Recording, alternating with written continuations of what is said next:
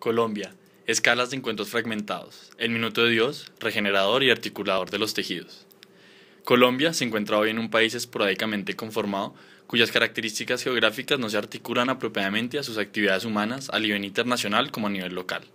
Este problema se repite a la escala de la ciudad, Bogotá siendo el mejor ejemplo. Es por esto que un proyecto sobre el barrio periférico del Minuto de Dios, al noroccidente de Bogotá, es una oportunidad para generar un modelo de actuación en la ciudad que permita, una vez repetido, la consolidación de un tejido fragmentado en todas sus escalas.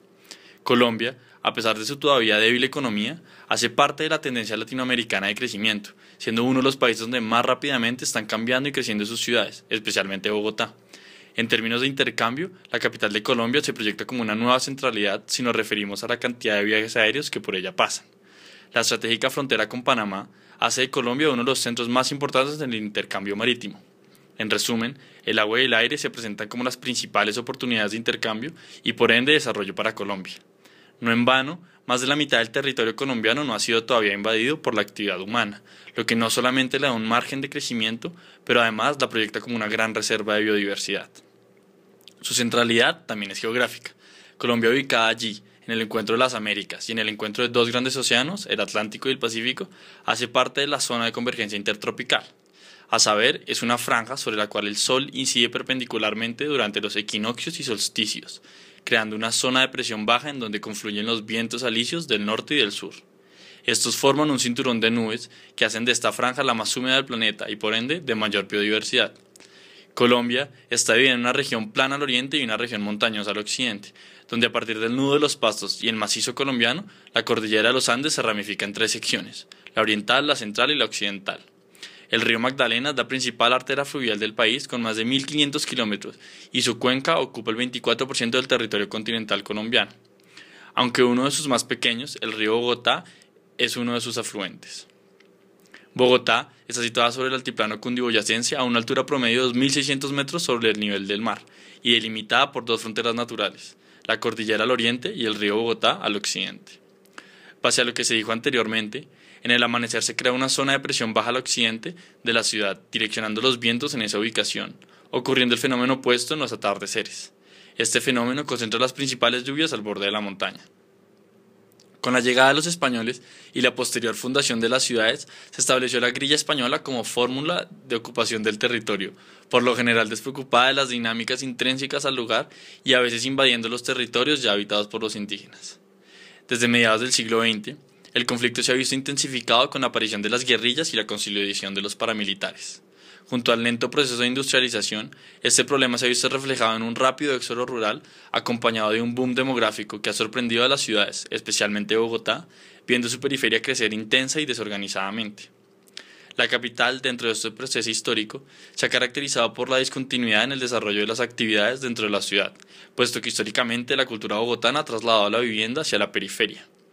Es la consecuencia de la decadencia que, con la creación de trabajos e industrias, llega sobre la zona inicialmente constituidas como núcleos residenciales. Para principios del siglo XX, San Victorino conformaba el lugar de actividad económica e industrial que paulatinamente afectó los barrios Ricaurte y La Sabana. Con la llegada de la modernidad, el centro se expandió a la avenida Colón, la carrera 18 y la carrera 22, con el fin de suplir las demandas de un país en crecimiento. En los años 40 se repite el mismo fenómeno, donde la industria se traslada hacia el occidente desde la carrera 30 hasta Puente Aranda. La necesidad de expandir la vivienda a la periferia implica un crecimiento de ciudad donde el bien privado prima por encima del espacio público. La falta de planificación de ciudad desencadena en dos tipos de morfologías de manzanas: la manzana densa medieval, patios pequeños y residuales, y manzana barroca, patios grandes invadidos. La forma de ocupar el territorio, tipologías, relaciones y proporciones no ha permitido la armoniosa convivencia entre la vivienda y los demás usos. En resumen, Bogotá espacialmente se evidencia en una periferia residencial y un único centro económico. Adicionalmente, la expansión de la vivienda hacia la periferia se ha visto caracterizada por una tajante división en el espacio entre las clases sociales, dando origen a los estratos. La ocupación esporádica de la periferia es entonces explicada por el modelo de expansión y el éxodo rural y no como resultado de una planificación urbana. A saber, Bogotá se ha visto superada por un modelo de partes no integradas en la periferia que, posterior a su crecimiento, busca conectarse al centro a través de la malla vial, la ciudad péndulo. El sistema de conexiones, malla vial, vías arteriales, Transmilenio, ha sido injertado encima de la ciudad, es el origen de una paradoja en donde, a nivel urbano, la periferia se conecta al centro, a nivel metropolitano, la ciudad se conecta con la región y a nivel nacional se entraman las ciudades, pero a nivel local se fracturan los sistemas. En términos de movilidad, el aumento en las distancias en el desplazamiento diario de la población ha incrementado la demanda del transporte masivo, que supone una mayor eficiencia en el desplazamiento.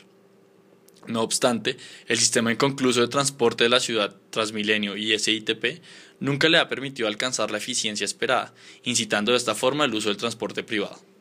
Lo anterior ha agotado la oferta de las calles, lo que ha derivado en el colapso de la movilidad en Bogotá.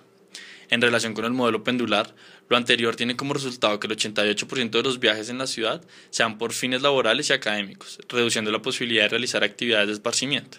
Tan solo el 8% de los viajes sean por fines recreativos. Ahora bien, enfoquémonos en la estructura ecológica principal.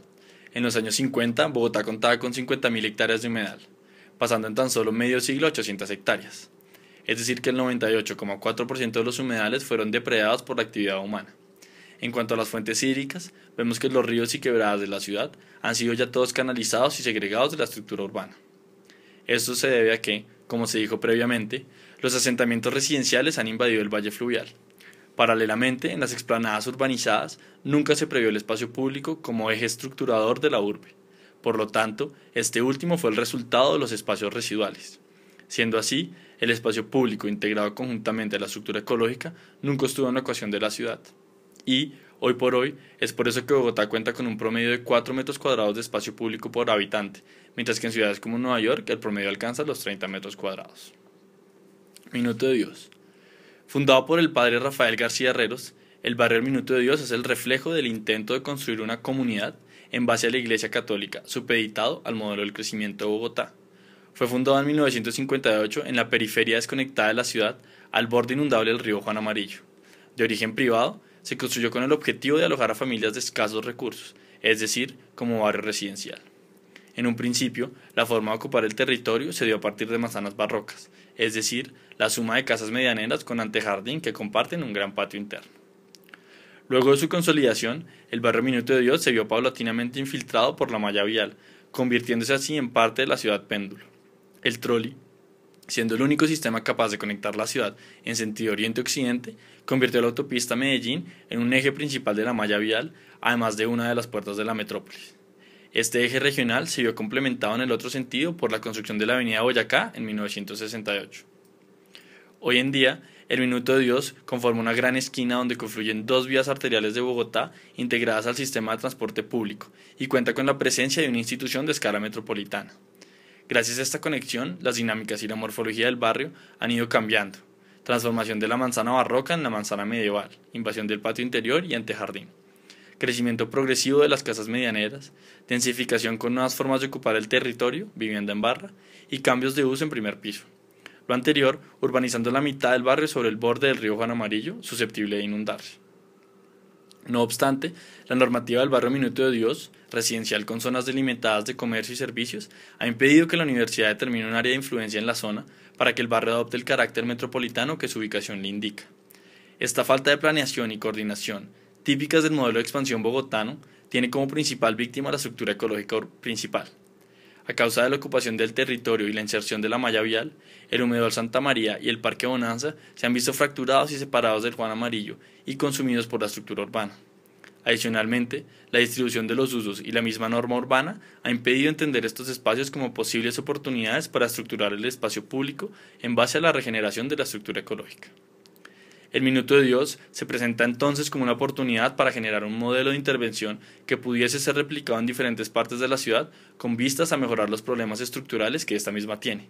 El Minuto de Dios será un centro multimodal en el cual confluyen múltiples actividades, residencial, institucional, comercial, pero también, como su nombre lo indica, un lugar de múltiples formas de moverse, a pie, bicicleta, barco, transmilenio, taxi y carro, y por lo tanto conectado no solamente metropolitana, pero también localmente.